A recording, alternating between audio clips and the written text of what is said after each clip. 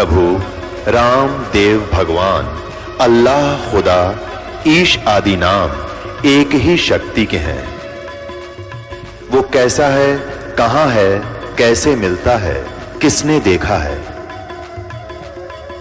ये प्रश्नवाचक चिन्ह पूर्ण रूप से हटाने के लिए अवश्य सुनिए जगत गुरु तत्वदर्शी संत रामपाल जी महाराज के अमृत वचन, सर्व पवित्र धर्मों के पवित्र शास्त्रों के आधार पर।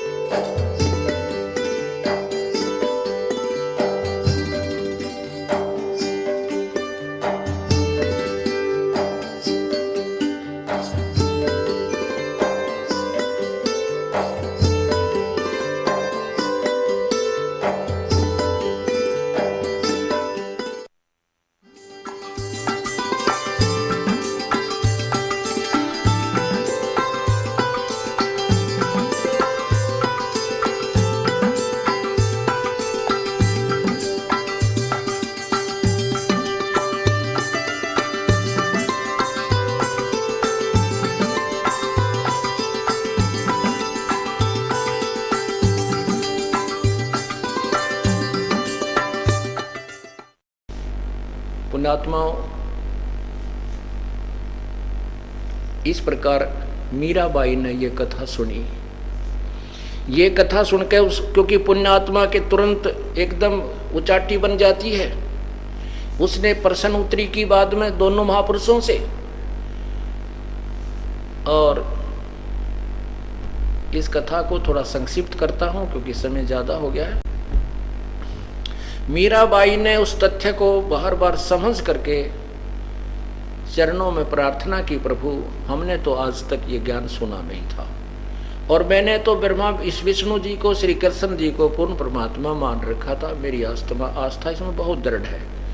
प्रभु आपने जो ज्ञान दिया है ये बिल्कुल सत्य है, क्योंकि संत झूठ नहीं बोलते। तो परमात्मा मेरा कल्याण करो। प्रभु ने देखा कि ये ठाकुरों की लड़की है। कबीर साहब ने सोचा ये ठाकुरों की लड़की है, छुआछात बहुत होती थी उस समय, और हम कबीर साहब जुलाहा जाति से संबंधित थे और रविदास जी चमार जाति से। उस समय चमार जाति और भी ज्यादा हेय समझी जाती थी।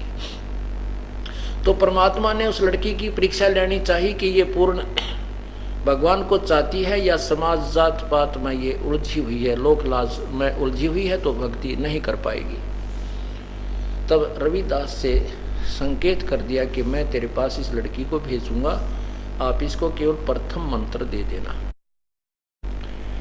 तो परमात्मा ने कहा कि बेटी जाओ, आप, वो भक्त बैठा है, रविदास नाम है उनका, उनसे उपदेश ले लो। मीराबाई ने जाकर कहा कि हे संत जी, मुझे उपदेश दो, रजा करो मेरे पे। रविदास जी ने कहा कि मीराबाई बेटी बात सुन, तू ठाकुरों की लड़की है, ऊंची जाति की, और मैं चमार जाति से संबंध रखता हूँ, मैं छोटी जाति का हूँ। मीराबाई, दुनिया तेरी हंसी करेगी, मजाक करेगी हैं, और तेरा जीना दूभर कर देगी। तब मीराबाई ने कहा कि हे आप मेरे पिता, मैं आपकी बेटी, और आग लगे समाज के, मुझे कल्याण करो मेरा, मुझे उपदेश दो पिताजी। तब परमात्मा ने संकेत किया कि दे दे नाम, कि ये तो परमात्मा चाहने वाली आत्मा है, ये लोकलाज से दूर है, ये परमात्मा को पाएगी। उसके बाद वो मीराबाई सत्संग में जाने लगी रात्रि के समय। कहा बेटी हम रात्रि को ज्यादा सत्संग करते हैं, परमात्मा वहां जाते रहते थे। एक हंस को निकालने के लिए ना जाने कितनी लीला कर देते हैं। अब मीराबाई जब संत परमात्मा वहां जाते थे सत्संग करने, तो वो रात को भी दर्शन करने और सत्संग सुनने जान लगी। अब उसके देवर ने सोचा कि मारे से मर नहीं रही, पहले तो दिन में जाती थी, अब रात को जाने लगी, इसने तो इज्जत का नाश कर दिया। अब क्या तरीका अपनाए? उसने सोचा कि माँ बेटी की बात, बेटी माँ की बात को मानती है, तो माँ को, इसकी माँ को बुलाता हूँ। मीराबाई की माँ से सारी कथा बताई कि तेरी बेटी ने हमारी इज्जत का नाश कर दिया, इसने समझा दे और ये रात्रि के समय सत्संग में ना जावे। तो दोनों माता पिता माँ बेटी के आपस में प्रश्नोत्तरी एक कवि ने शब्द बनाया है।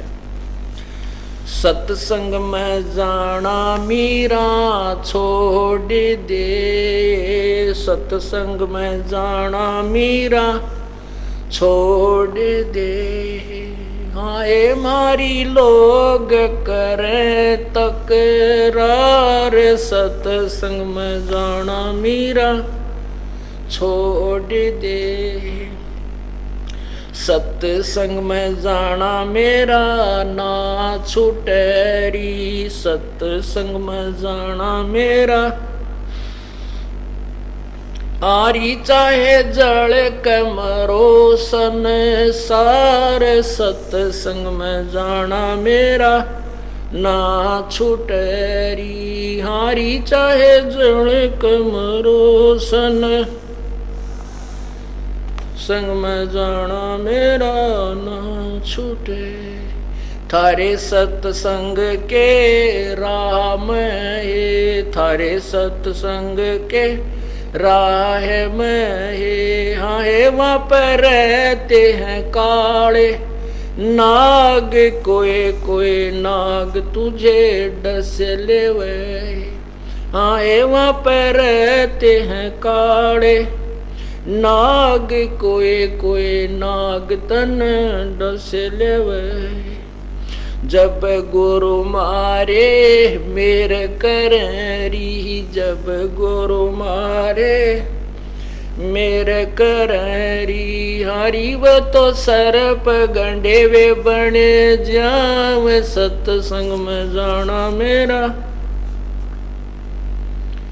हारी वे तो सरप गंडे वे बने जाव, सत्संग में जाना मेरा ना छुटरी, थारे सत्संग के राह में है, थारे सत्संग के राह में है, आए वहाँ पर रहते हैं बब्बर शेर, कोई कोई शेर तन खा ले वे, हाँ वहाँ पर रहते हैं बब्बर शेर, कोई कोई शेर तन खा ले वे, जब गुरुओं की मेरे फेरी, जब गुरुओं की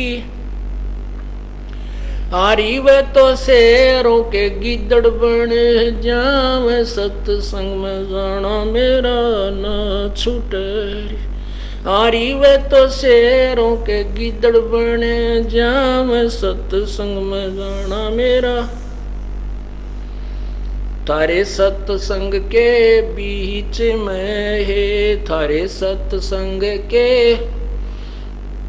बीच में है, हाँ है वहाँ पर रहते हैं साधु संत, कोई कोई संत तन डेर में, हाँ है वहाँ पर रहते हैं साधु कोई संत तन डेर में, तेरे री मन में माता पाप है री, तेरे री मन में माता हरी, संत मेरे माँ बाप हैं री, संत मेरे माँ हारी वो तो कर देंगे बेड़ा पार, सत्संग में जाना मेरा, हारी वे तो कर देंगे बेड़ा पार, सत्संग में जाना मेरा ना छूटे, वो तो जाति चमार है, वो तो जात चमार है, इसमें हमारी आर है, इसमें हमारी आर है, तेरे री लेख माता चमार है री, तेरे री लेख माता चमार है री, मेरा सिरजन आर है री, मेरा सिरजन आर है री, हरी व तो मीरा के गुरु रविदास, सत्संग में जाना मेरा ना छूटे, हरि वे तो मीरा के गुरु रविदास सत्संग में जाना मेरा ना छूटे री सत्साहिब। पुण्यात्माओं, कुछ समय के उपरांत मीराबाई ने घर त्याग दिया और वृंदावन में चली गई, क्योंकि वहां साधु संत और भी रहा करते थे। तब पूर्ण परमात्मा वहां प्रकट हुए। मीराबाई को फिर यथार्थ नाम दिया, सतनाम दिया और उसका उद्धार किया। बोलो सतगुरुदेव की। कर जोरूं विनती करूं, धरूं चरण पर शीश। गुरु राम देवानंद जी महाराज ने दियो नाम बख्शीश। कोटि कोटि सिजदा करूं, कोटि कोटि प्रणाम। चरण कमल में राखियो मैं बांधी जाम गुलाम। जय इब कै सतगुरु मिले, सब दुख आँखों रो। चरणों ऊपर शीश धरूं, कहूँ जो कहनी हो। कबीर गुरु जी मिलेंगे, पूछेंगे कुशलात।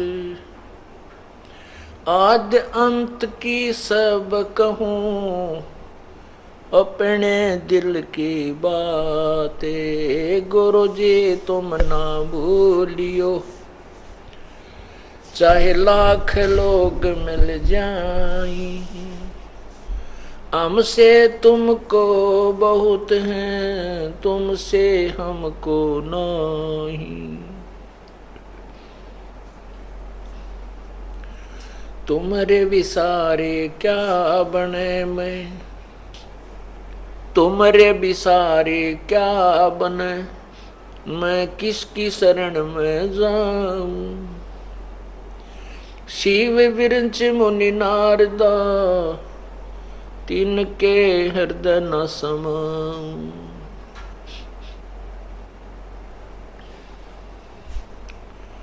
अब गुण किए तो बहुत किए,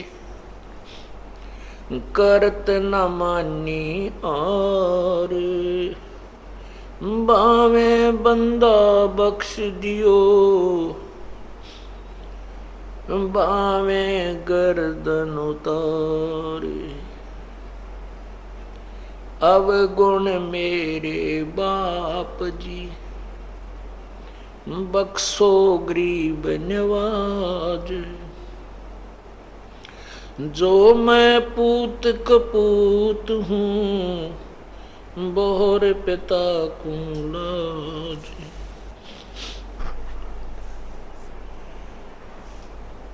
अब गुण मेरे बाप जी, बख्शो गरीब नवाज। जो मैं पूत कपूत हूँ, बोर पिता को लाज। कुत्ता तेरे दरबार का, मोतिया मेरा नाम। गले प्रेम की रस्सी, जहाँ खींचोता जाऊं मैं। तो करो तो बावड़ू, दूर दूर करो तो जाऊं। जो रखो तो ही रहूं, जो देवो सो खाऊं।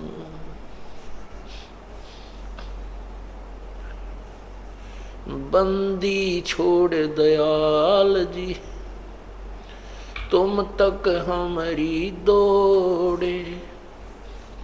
जैसे कागज जहाज का अब सोजत और न ठोरे,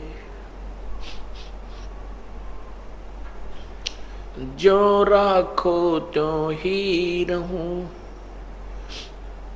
अमरा क्या चारा खाने जाद खरीद हूँ, गुरुदेव गुलाम तुम्हारा।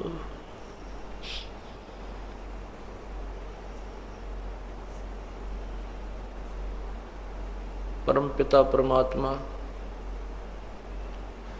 सर्वसृष्टि सृजनहार कुल मालिक कबीर बंदी छोड़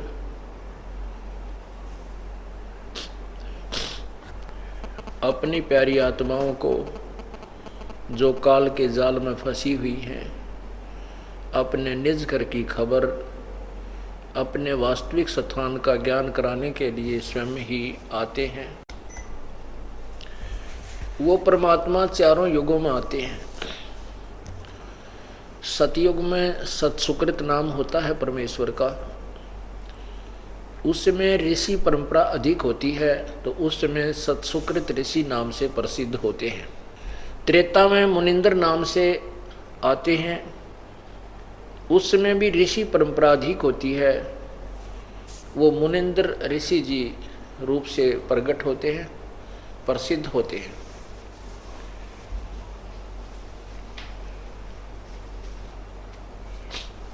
द्वापर युग में करुणा में नाम से, अर्थात करुणा में ऋषि नाम से परमात्मा प्रकट हुए और प्रसिद्ध हुए, और साथ में उनको कवि भी कहने लग जाते हैं, क्योंकि वो परमेश्वर अपनी महिमा आप ही बताते हैं और काव्यों के माध्यम से, कविताओं के माध्यम से, लोकोक्तियों के माध्यम से वो अपने ज्ञान को प्रचार करते हैं, अपने ज्ञान को प्रकाश करते हैं।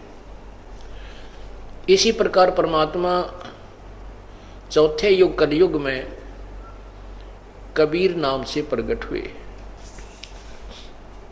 और कलयुग के अंदर संत परंपरा अधिक होती है, तो पुण्यात्मा तो उस मालिक को संत कहने लगे। कुछ एक उनको केवल कवि की उपाधि देकर ही उनकी महिमा की फाइल को बंद कर दिया, और कुछ व्यक्ति उनको भक्त कबीर कहने लगे,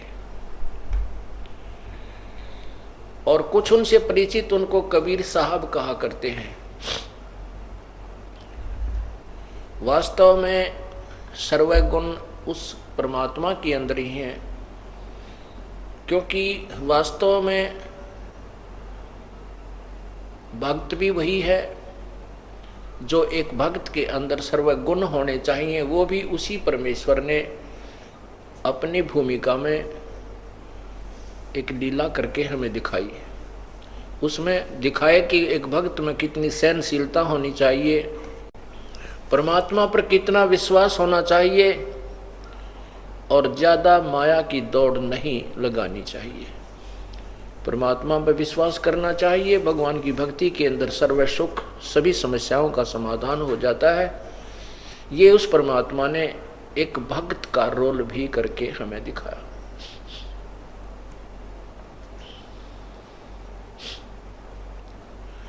और जो एक वास्तव में जो कवि के अंदर गुण होते हैं, वो भी उसी परमात्मा में थे, क्योंकि कबीर परमेश्वर के जो काव्य हैं,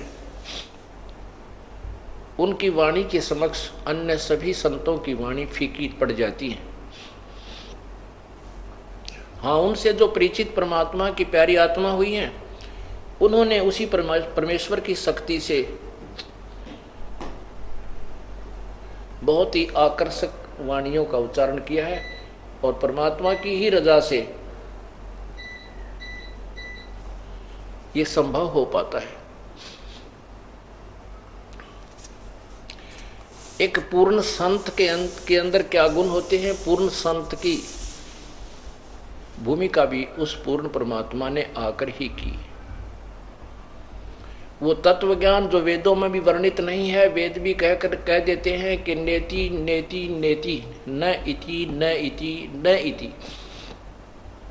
वेदों का कहने का तात्पर्य है कि वेदों में लिखा है कि जो हमने वर्णन किया है उस पूर्ण परमात्मा की महिमा इतनी ही नहीं है, यही समाप्त नहीं होती। न इति, इति माने समाप्त होना, न माने नहीं। उसी का प्रमाण है कि यजुर्वेद अध्याय नंबर 40 के श्लोक 10 में और 13 में स्पष्ट किया है कि उस परमात्मा के विषय में कोई साकार बताता है, यानी माँ से उत्पन्न होने वाला कहते हैं, कोई उसको कभी जन्म न लेने वाला बताता है। ये भी पूर्ण ज्ञान नहीं है। उस परमात्मा के विषय में कोई तत्वदर्शी संत यथार्थ ज्ञान देता है, उनसे सुनो।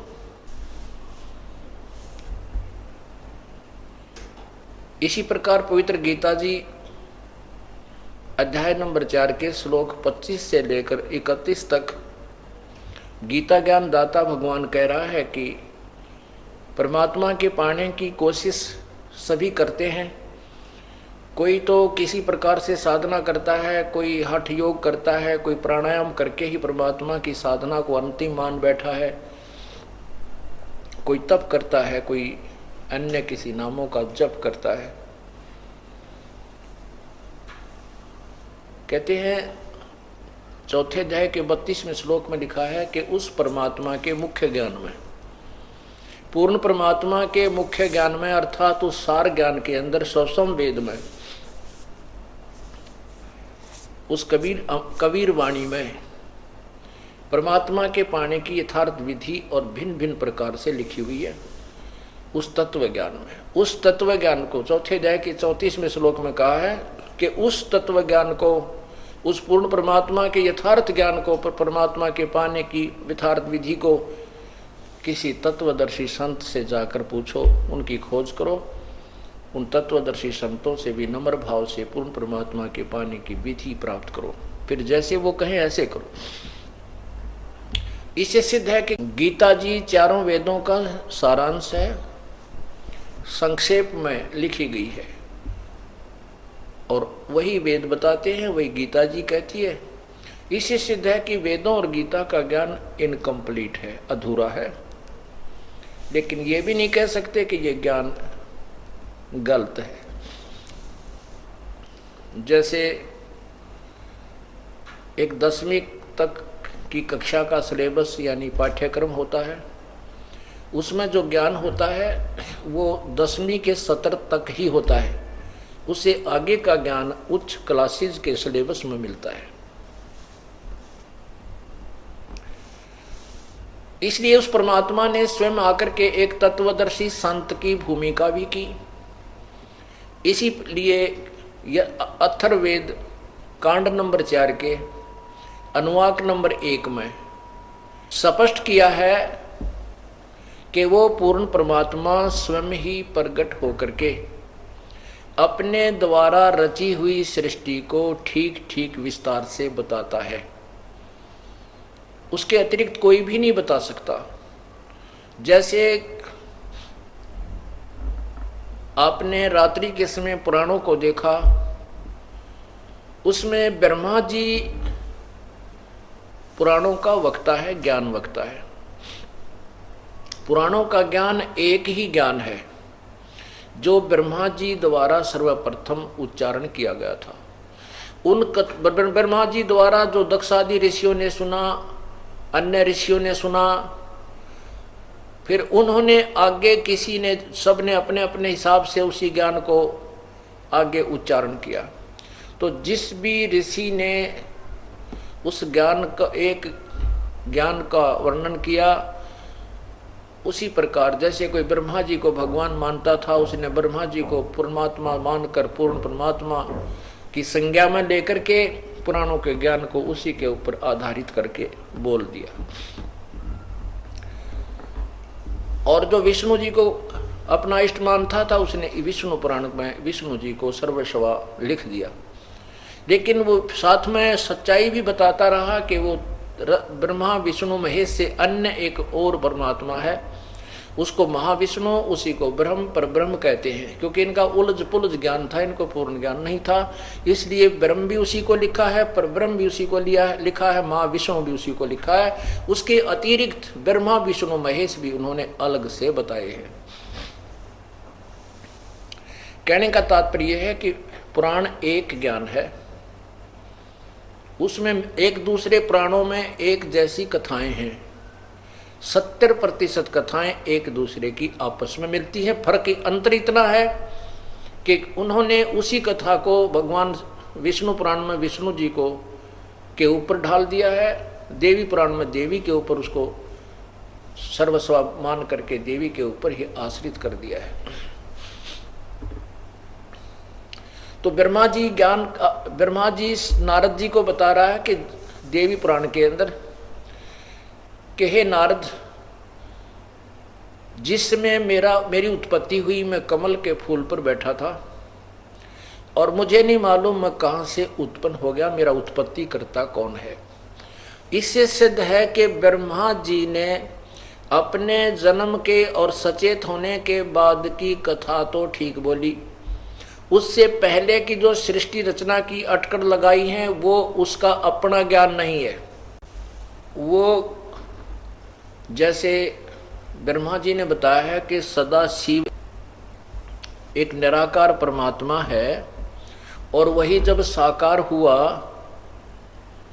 तो उसने सदा शिव का रूप बना लिया। ये शिव पुराण में उसने अपने शरीर से एक स्त्री निकाली, औरत, और वही जो उनके शरीर से निकली हुई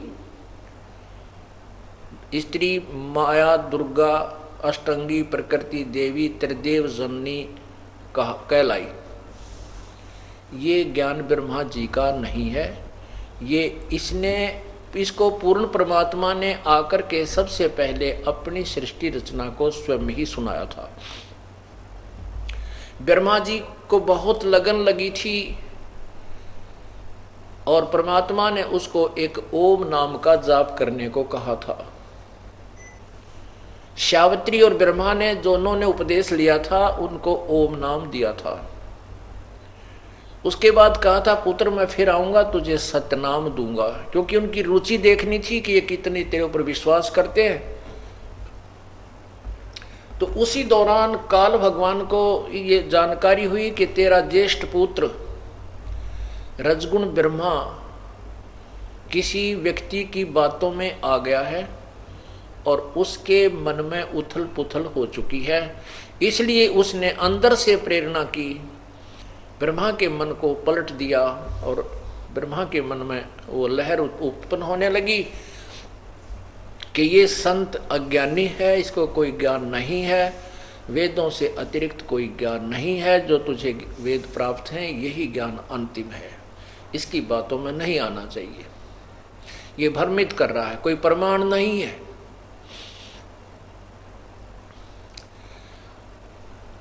उसके बाद परमात्मा दोबारा जब ब्रह्मा जी के पास गए तो उसने अरुचि की, परमात्मा की वाणी को ध्यानपूर्वक नहीं सुना और कहा जी मैं तो वेदों से अतिरिक्त कोई ज्ञान को नहीं प्रमाणित मान सकता, आपकी बातों को मैं नहीं मान सकता क्योंकि प्रमाण नहीं है। परमात्मा ने कहा था कि वेद मेरा भेद है, मैं मिलूं वेदन से नहीं, और जौन वेद से मैं मिलूं तेरे वेद जानते नहीं। ये वेद जो है मेरा ही भेद बता रहे हैं, लेकिन जिस वेद से अर्थात जो ज्ञान मैं तुझे बता रहा हूं इससे मिलने का तरीका इसको तो सुन नहीं रहा, लेकिन जिस वेद से जिस ज्ञान से मैं मिलूं वो तेरे वेद जानते नहीं।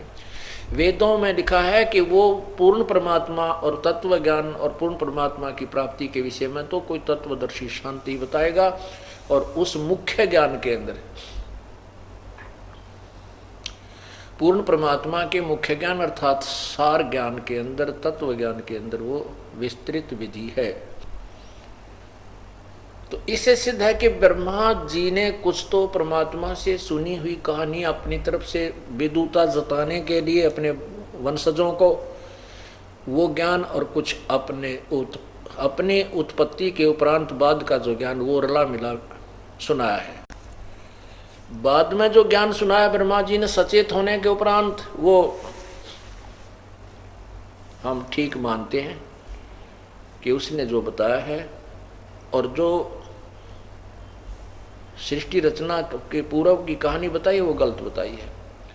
जैसे गीता जी अध्याय नंबर 10 के श्लोक 2 में कहा है कि अर्जुन मेरी उत्पत्ति को न ऋषि जानते हैं न ये देवता जानते हैं, ब्रह्मा विष्णु महेश भी नहीं जानते हैं, क्योंकि ये सभी मेरे से उत्पन्न हुए हैं। अब काल भगवान से ही ब्रह्मा विष्णु महेश उत्पन्न हुए, अर्थात दुर्गा इनकी माता है, काल इनका पिता है। उसके बाद अन्य देवता, अन्य ऋषि महर्षि, उन्हीं से आगे उनकी संतान है। तो पिता की उत्पत्ति को पुत्र संतान नहीं बता सकती, बच्चे नहीं बता सकते। पिता की उत्पत्ति को दादाजी बता सकते हैं। तो वो दादाजी कौन है? वो पूर्ण ब्रह्म कबीर परमेश्वर है। सर्वानंद से परमात्मा ने प्रश्न किया था कि तू विद्वान है और वेदों और गीता और पुराणों को जानने वाला एक प्रसिद्ध हो रहा है, आप बता दीजिए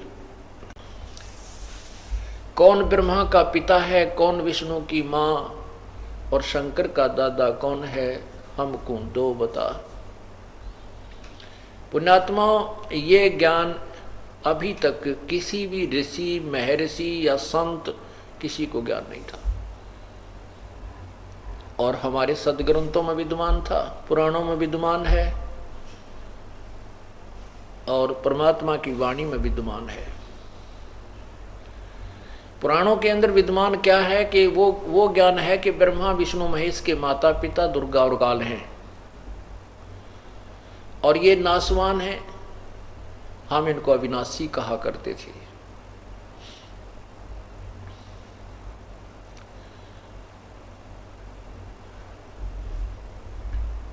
उसी ज्ञान को, जो उलझा हुआ ज्ञान था, सुलझाने और समझाने के लिए परमात्मा स्वयं ही प्रकट होते हैं। जैसे यजुर्वेद अध्याय नंबर 5 के मंत्र नंबर 1 में लिखा है, अग्ने तनुरसी विष्णुवे तवा सोमस्य तनुरसी। उस परमात्मा, वो परमात्मा शरीर है, सबके पालन के लिए उस अमर परमेश्वर का शरीर है, और वो अतिथि रूप में अपनी प्यारी आत्माओं को अपनी अमृतवाणी से परिपूर्ण करने के लिए प्रकट होता है। वही परमात्मा जो अतिथि रूप में आता है वही पूज्य होता है, और उसी की पूजा हमने करनी चाहिए। जैसा कि कल आपने देखा था, ये ऋग्वेद मंडल नंबर 9 के सूक्त नंबर 96 में, और मंत्र 16, 17, 18, 19 और 20 में स्पष्ट किया है कि वो कबीर परमात्मा है।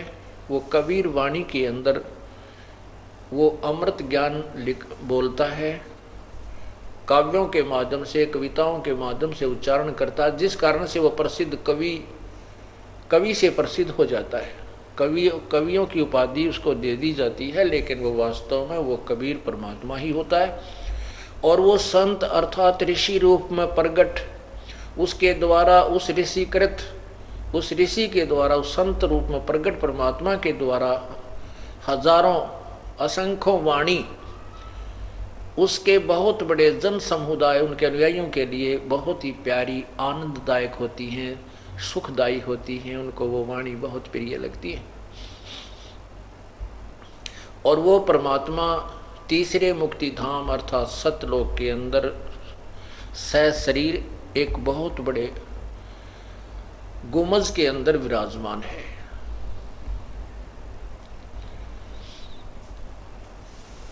अरस कुर्स पर श्वेत गुमज है, जहाँ सतगुरु का डेरा, अवगत महल उचेरा साधो अवगत महल उचेरा। अरस कुर्स पर, आसमान के अंतिम छोर पर, यानी सबसे ऊपर, वहाँ एक सफेद गुम्मट है जिसमें वो परमात्मा सतपुरुष कबीर देव विराजमान है। यही अमृतवाणी सवसंवेद बोल रही है और यही ऋग्वेद बोल रहा है।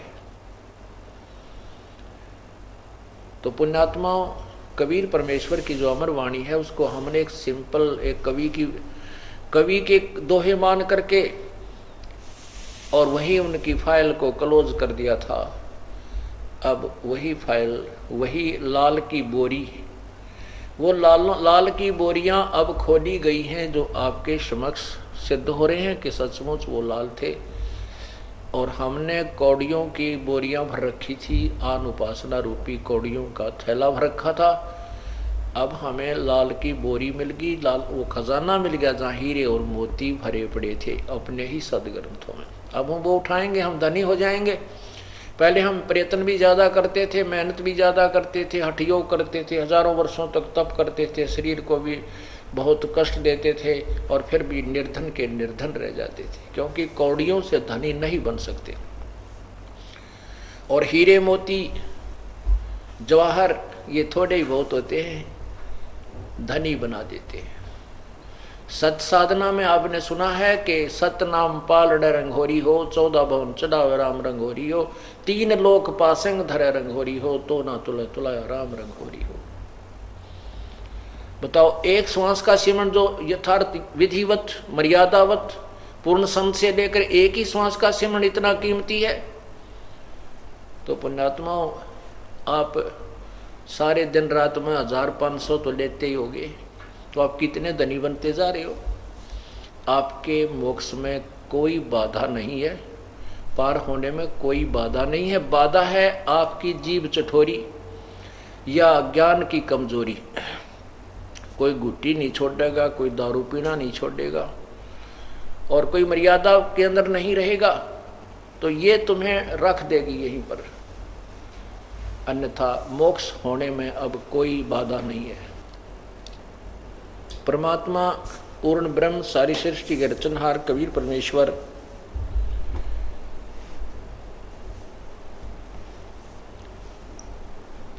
अपने यथार्थ ज्ञान के माध्यम से अपनी प्यारी आत्माओं को समझाते हैं।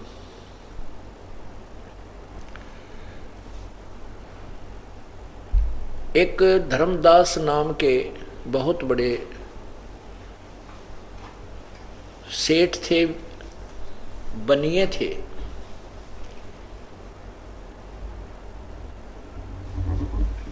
और वो ब्रह्मा विष्णु महेश अर्थात श्री विष्णु जी और शिव जी के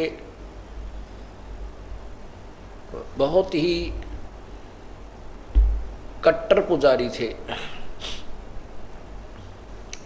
उन्होंने एक रूपदास नाम के गुरुदेव को भी बनाया हुआ था, उनसे उपदेश प्राप्त था। और रूपदास जी ने उनको बताया था कि आप 68 तीर्थ का भ्रमण करो, विष्णु जी की पूजा करो, विष्णु प्रतिदिन गीता जी का नित्य पाठ किया करो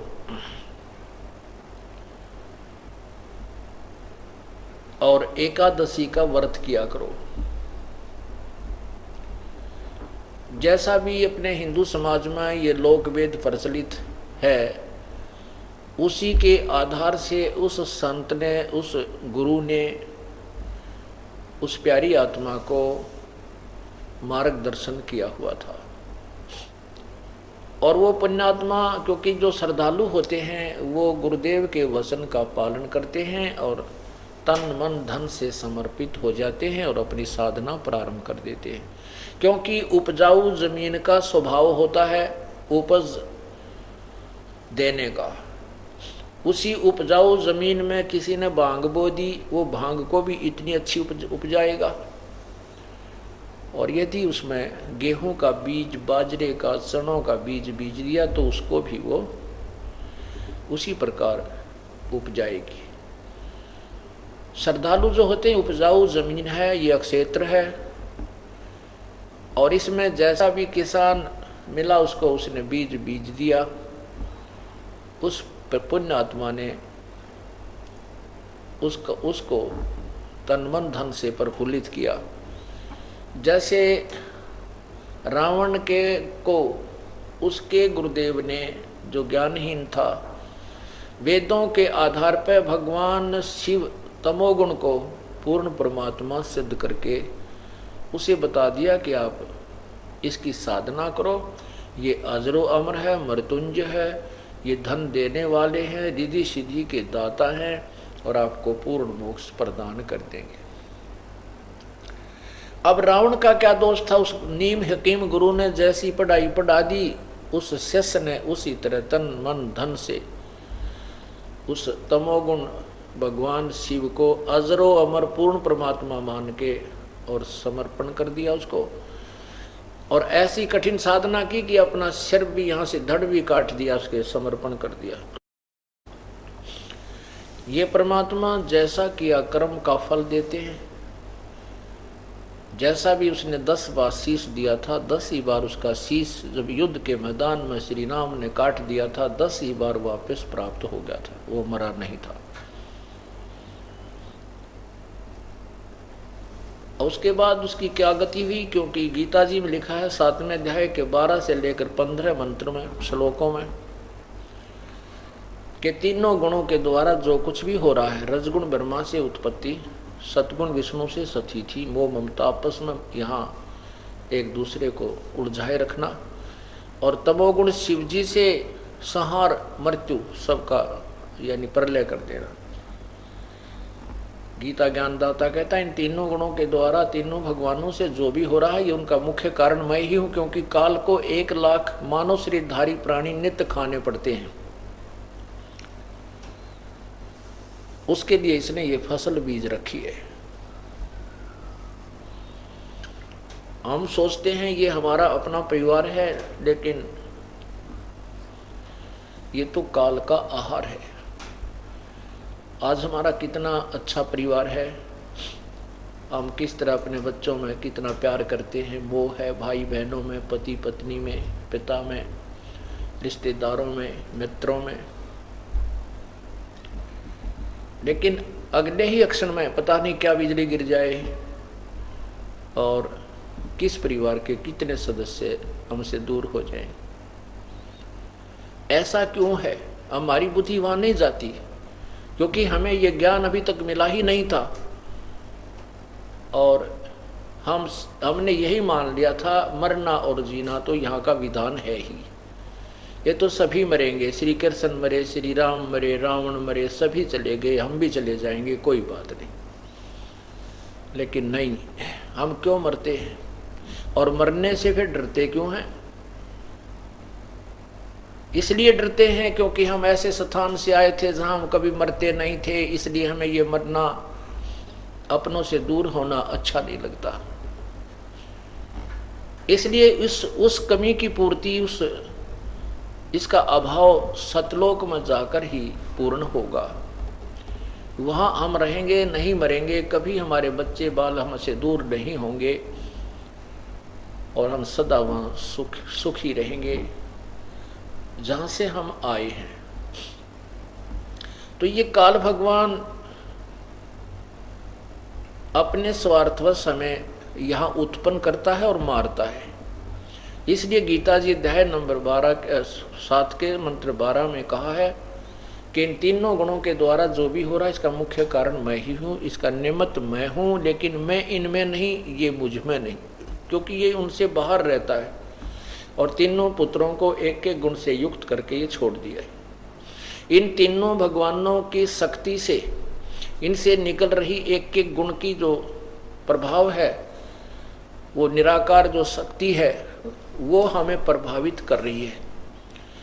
जैसे ये तीनों देवता अपने अपने लोकों में विद्यमान हैं, साकार हैं, इनकी अलग अलग राजधानियां हैं।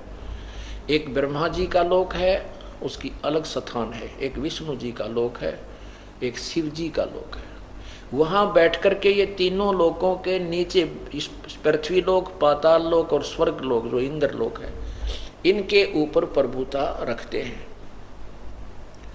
और इनके अपने लोक में भी पृथ्वी से भी कई गुना बड़े हैं इनके लोक। और वहाँ भी इनके जो सेवक हैं, इनकी साधना करने वाले वहाँ चले जाते हैं, वहाँ देव पद प्राप्त करते हैं और वहाँ भी अपने पुण्य को समाप्त करके ऐसे ही मर जाते हैं जैसे यहाँ मरते हैं। इसलिए ये काल भगवान कह रहा है कि इन तीनों गुणों के द्वारा जो भी हो रहा है वो उसका निमित्त मैं ही हूँ। अब जैसे ये इतनी दूर बैठे भगवान भी हमें यहाँ प्रभावित रखते हैं। उदाहरण देते हैं कि जैसे रसोई के अंदर भोजनालय में छौंक लगता है मिर्चों का, और वो छौंक जो साकार वस्तु है वो रसोई के अंदर है, उसके अंदर से निकल रहा वो गुण वो अन्य पूरे मकान के अन्य कक्षों में जाकर के भी प्रभावित करता है और वहां बैठे व्यक्तियों को छींकें आने लग जाती हैं। उनके बस की बात नहीं कि वो छींकों को रोक सकें।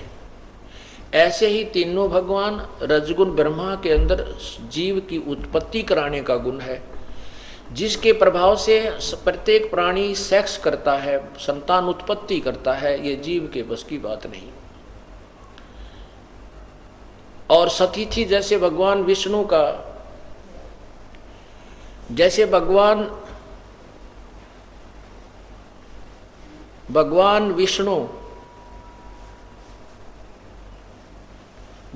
विष्णु के अंदर सतोगुण है, उनके सतोगुण के प्रभाव से हमारे अंदर एक दूसरे के अंदर ममता मोह ये फंसती है, ये प्रभावित होती है, जीव के बस का नहीं।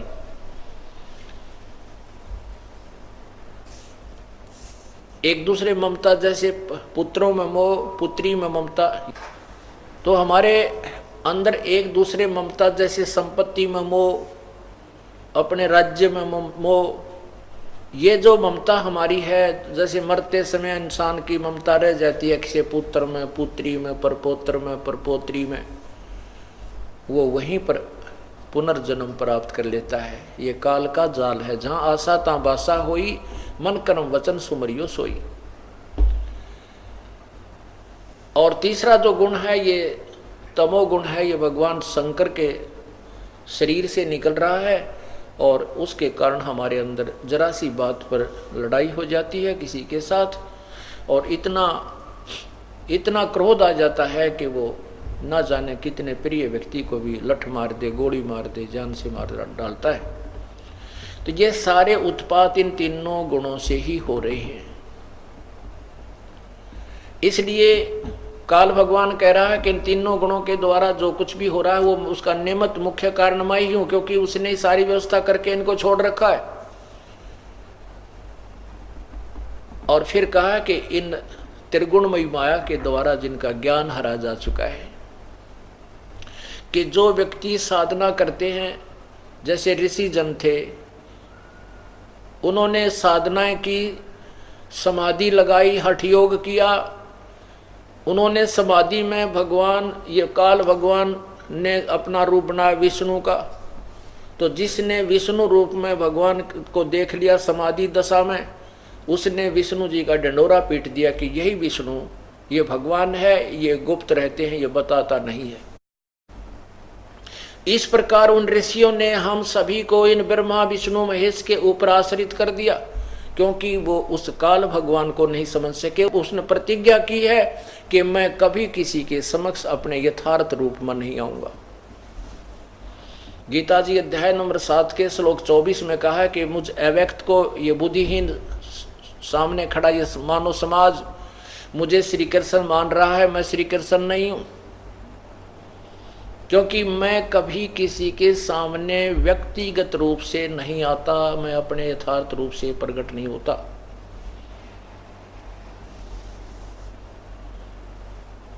गीता जी अध्याय नंबर 11 के श्लोक 47-48 में लिखा है कि अर्जुन, ये मेरा वास्तविक रूप है, विराट रूप, काल रूप, इसको तेरे अतिरिक्त पहले कभी किसी ने नहीं देखा, और इसका कोई ना कोई जप से, ना तप से, ना वेदों में वर्णित विधि से, ना यज्ञ से, किसी भी प्रकार कोई साधना से मेरे को इस रूप में मुझे नहीं देख सकता, मुझे प्राप्त नहीं कर सकता। इसलिए इसने अपनी प्रतिज्ञा को रखने के लिए ये कभी विष्णु रूप में, किसी को ब्रह्मा रूप में, किसी को शिव रूप में दर्शन देता है। इस कारण से ब्रह्मा विष्णु महेश को इन ऋषियों ने, जिन्होंने समाधि में जिस रूप में भी काल ने दर्शन दिए, उसी को भगवान मान लिया। किसी को दुर्गा के रूप में दुर्गा ने दर्शन दे दिए समाधि दशा में, शेर पर बैठकर ऐसे, तो उसने दुर्गा को ही परमात्मा मान लिया। इस प्रकार हम सभी को इस काल भगवान ने भ्रमित कर रखा है। जैसा कि आप कल सृष्टि रचना सुन रहे थे, उसमें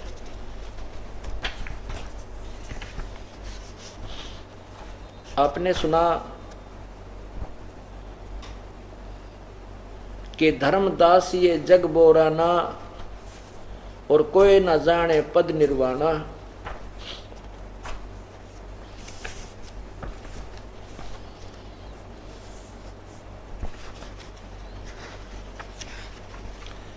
उसी के विषय में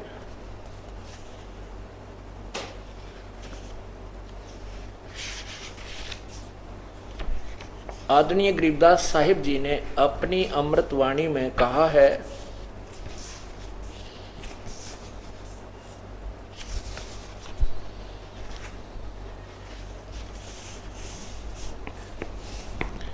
ब्रह्मा विष्णु महेश्वर माया और धर्म राया कहिए, इन पांचों मिल पर पंच बनाया, वाणी हमरी लइये। अब ये काल भगवान तो 7वें अध्याय गीता जी के मंत्र नंबर 12 से 15 में कह रहा है कि इन तीनों गुणों त्रिगुणमयी माया के द्वारा जिनका ज्ञान हरा जा चुका है, वह राक्षस स्वभाव को धारण किए हुए मनुष्यों में नीच दुष्कर्म करने वाले मूर्ख मेरी भक्ति भी ना करते, अर्थात वो ब्रह्म साधना भी नहीं करते। वो इन ब्रह्मा विष्णु महेश से अस्थायी लाभ प्राप्त करने के, उन तप ताप करके राज्य प्राप्त करना, कुछ देर स्वर्ग में जाना मात्र ही अपने मोक्ष मान बैठे हैं। पुण्यात्माओं, ये वो सत्संग है जो आज तक प्राणी को, श्रद्धालुओं को, मानव को सुनने को नहीं मिला। और पहले जो सुनने को मिलता था तो हम विश्वास नहीं कर सकते थे, क्योंकि हमारे पास कोई प्रमाण नहीं था। सभी शास्त्र हिंदी में, संस्कृत में थे और हमारा समाज संस्कृत से अपरिचित था। संस्कृत पढ़ने का आदेश केवल, अधिकार केवल एक वर्ग, एक ब्राह्मण वर्ग को था, और वो केवल अपनी रोजी रोटी के धंधे में ही इस संस्कृत का प्रयोग करते रहे। उनको ज्ञान नहीं था किसी प्रकार का भी, ना उन ऋषियों को था जो बड़े बड़े विद्वान महर्षि वशिष्ठ मुनि तोब कह लागे, उनको भी तत्व ज्ञान नहीं था। भले ही वो अच्छी आत्माएं थी, लेकिन वो पूर्व जन्म की कमाई से ही वो अच्छे थे। अब आपको दिखाते हैं गीता जी अध्याय नंबर 7 का और श्लोक नंबर 15, 12 और 15। क्योंकि प्रत्येक सत्संग में स्टूडेंट बदलते रहते हैं, ये एक समझो लेक्चर हैं। सत्संग एक लेक्चर है, जैसे बच्चे कॉलेज जाते हैं, और ये एक ऐसा को एजुकेशन है, सामूहिक शिक्षा स्थल है, जहाँ पर प्रथम कक्षा से लेकर के और अंतिम MA BA तक के बच्चों को यहीं इकट्ठा ही पढ़ाया जाता है। इन्हीं लेक्चरों के माध्यम से थोड़ा थोड़ा समय सबको दिया जाता है।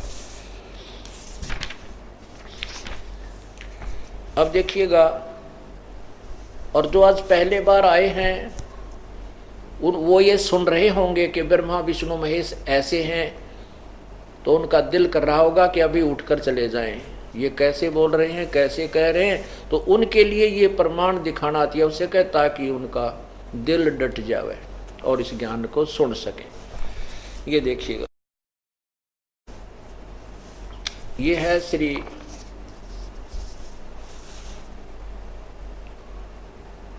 मद् भगवत गीता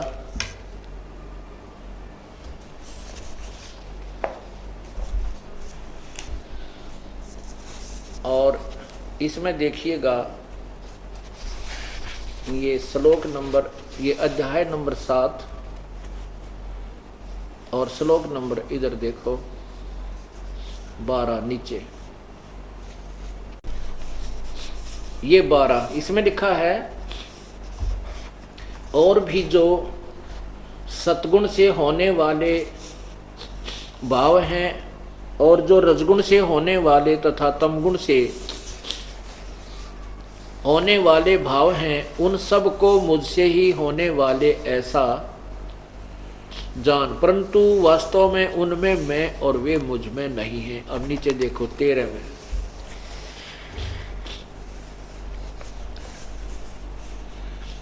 गुणों के कार्य रूप सात्विक, राजस और तामस, इन तीनों प्रकार के भावों से यह संसार सारा प्राणी समुदाय मोहित हो रहा है। इसलिए इन तीनों गुणों से परे, यानी ब्रह्मा विष्णु महेश से अलग जो मैं रहता हूं, मैं हूं,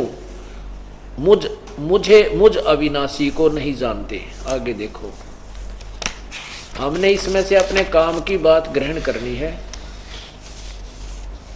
अब ये देखना 14वां श्लोक है, क्योंकि यह अलौकिक अर्थात अति अद्भुत त्रिगुणमयी मेरी माया, रजगुण ब्रह्मा, सतगुण विष्णु, तमगुण शिवजी द्वारा फैलाया गया जाल, माया माने जाल भी होता है, मेरी बड़ी दुष्ट, ये माया बड़ी दुस्तर है, खतरनाक है। और जो पुरुष केवल मुझको निरंतर भजते हैं वे इस माया को उल्लंघन कर जाते हैं, अर्थात तर जाते हैं, इनसे ऊपर उठ जाते हैं। आगे देखो, इन्हीं तीनों गुणों ब्रह्मा विष्णु महेश के विषय में बताया है कि माया के द्वारा जिनका ज्ञान हरा जा चुका है, ये देखिएगा, ये लिखा है कि माया के द्वारा, इस त्रिगुणमयी माया, रजगुण ब्रह्मा, सतगुण विष्णु, तमगुण शिवजी रूपी त्रिगुणमयी माया के द्वारा जिनका ज्ञान हरा जा चुका है, वे असुर स्वभाव को धारण किए हुए, असुर माने राक्षस, असुर स्वभाव को धारण किए हुए मनुष्यों में नीच और दूषित कर्म करने वाले, दुष्कर्म करने वाले, दूषित कर्म, मूर्ख मूढ़ लोग मुझे नहीं भजते।